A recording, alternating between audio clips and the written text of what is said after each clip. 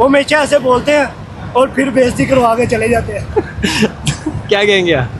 Copy and paste. India वाला match भी पाकिस्तान जीतेगा और फाइनल भी पाकिस्तान जीतेगा इंशाल्लाह। अच्छा ये बताइएगा, इंडियन मीडिया बहुत अंडर एस्टिमेट कर रहा है पाकिस्तान टीम को।